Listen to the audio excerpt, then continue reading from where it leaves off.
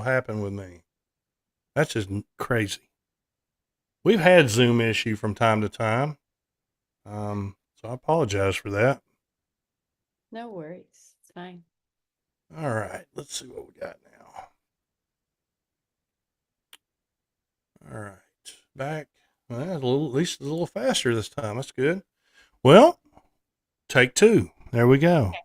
It's an imperfect world, so that it's going to lean a little bit and shake me off the side someday, I think. But anyway, thank you for I being hope not. patient. We appreciate yeah, we appreciate it. So folks, sorry about that. It'll be part one, part two, and we'll list that somehow, some way.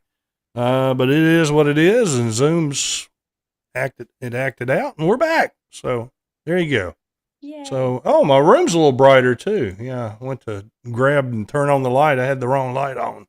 So anyway, we're good. So I needed to do that anyway. It was meant to be. Yeah. So we were talking just to kind of wrap up the career part.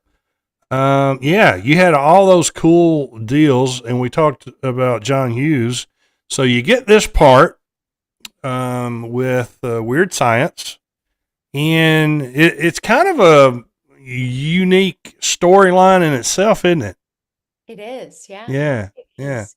It was there was a little bit of magic, not right, really, but right. yeah, so it was a really special film, I think.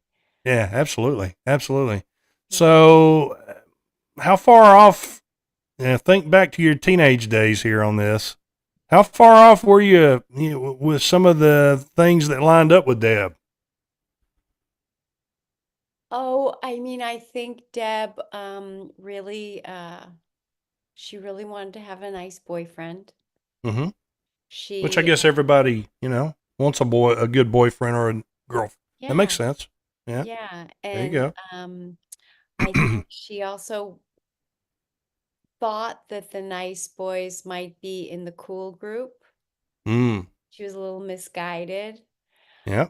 Um, I think the way she was at the end with very little makeup and her hair down was probably more who Deb was.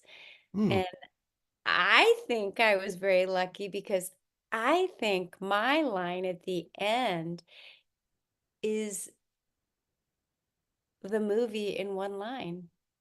Whatever Ah. you are, I like it. Yeah. Yeah. Yeah.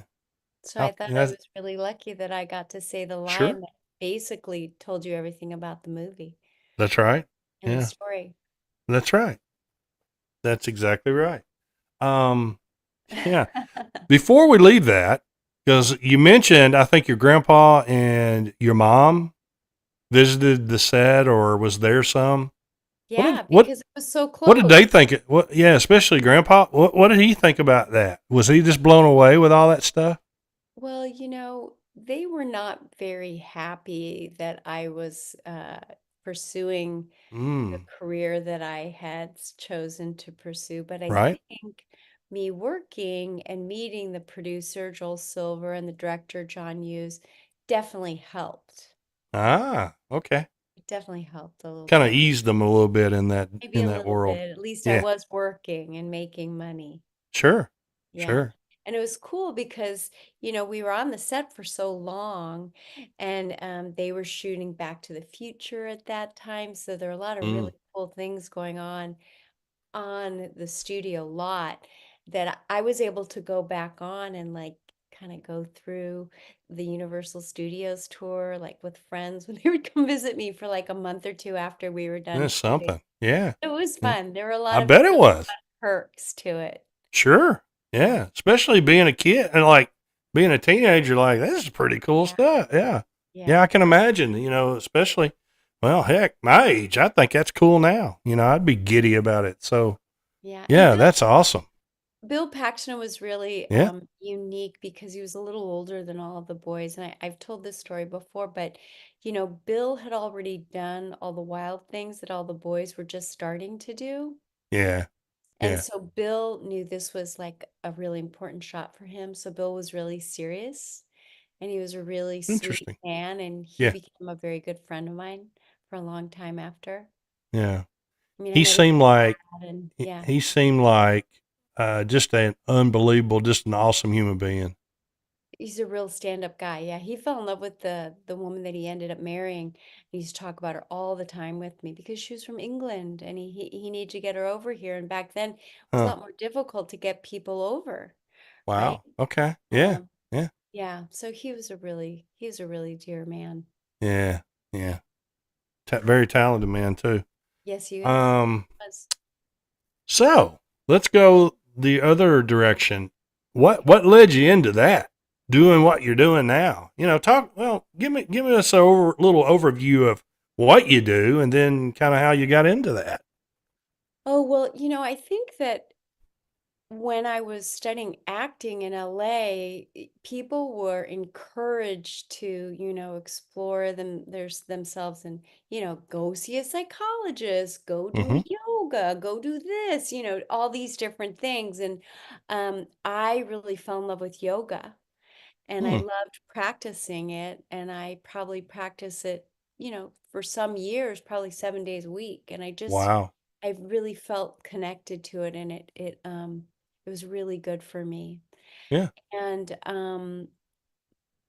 then I had my son Alexander, and I started, working a little bit as an actor. I did a Seinfeld then, and I did Fools Rush In when Alexander was Yep. a baby. Wow. And when I was in New York shooting Fools Rush In, my son, it's silly, right? But uh, Canary was eaten by our cat. And he called me up. I remember this is such a silly story. And Oh, and I was you're in, oh, still there.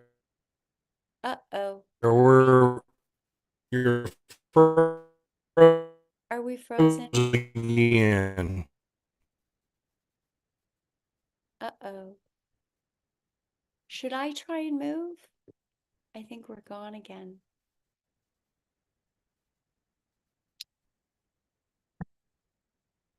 Oh well. I don't know what we should do. I'll text you again.